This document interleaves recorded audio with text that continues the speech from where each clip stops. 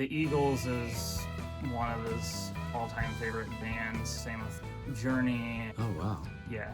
The both of us actually have a shared record collection. We'll go digging through some of these records and he'll pull out something that I've never heard of, and it'll be kind of a more obscure act from the 80s or 70s. Quarter Flash, The Motels. The reality is I take little nuggets of things from all over the place. I really a lot of the stuff in Motown stuff, especially, the James Jamerson and Bob Babbitt bass lines.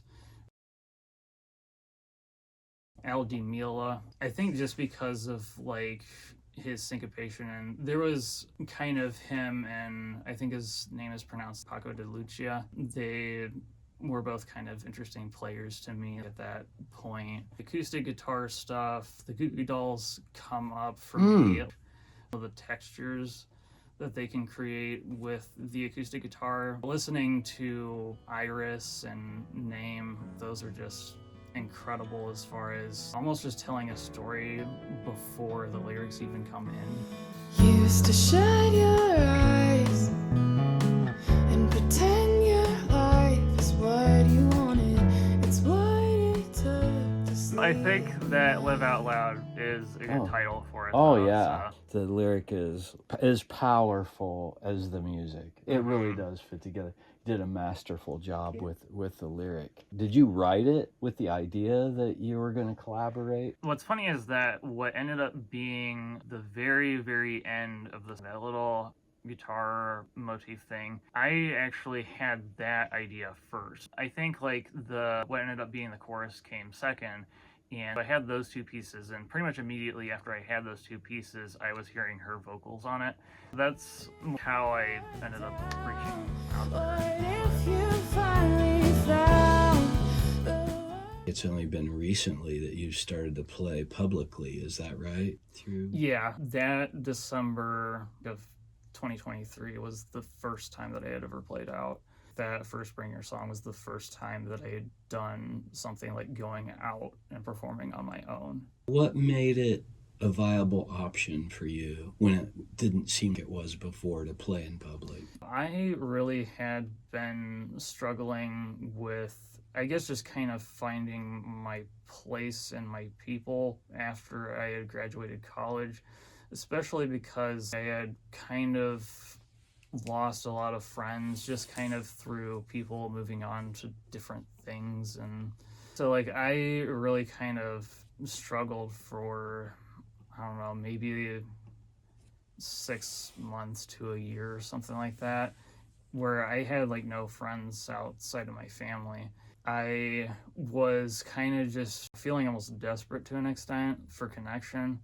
I was trying to go out and do different things, go to events. They were hosting stuff at the library. I was trying art classes and just not really having a whole lot of success, not really finding my people. And I think that Anya kind of encouraged me, her encouragement to kind of step out of my comfort zone. I got to a place where I kind of just felt I needed to share what I was experiencing, and I kind of, after I heard about the format of Bring Your Song, I kind of just felt like the place to do it. I think that's what got the ball rolling as far as me stepping out of my comfort zone and expressing myself a bit more deliberately through music.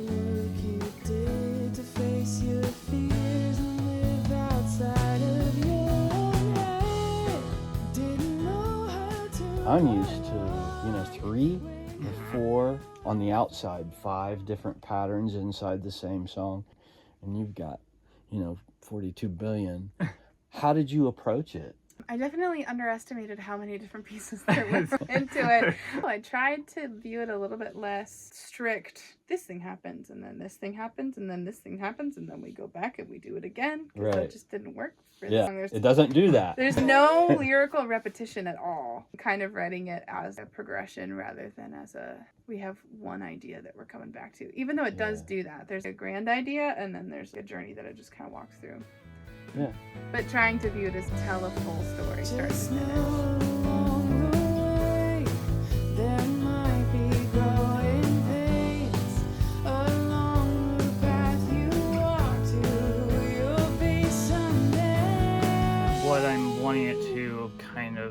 express/highlight is that journey from not being where I wanted to be, not really having a circle, and honestly just kind of holding myself back and not being true to myself, and then making a change and kind of just the self-discovery process and the building of a community around me, and then kind of just the transition to where I'm at now and appreciating where I'm at now and where I'm going to go.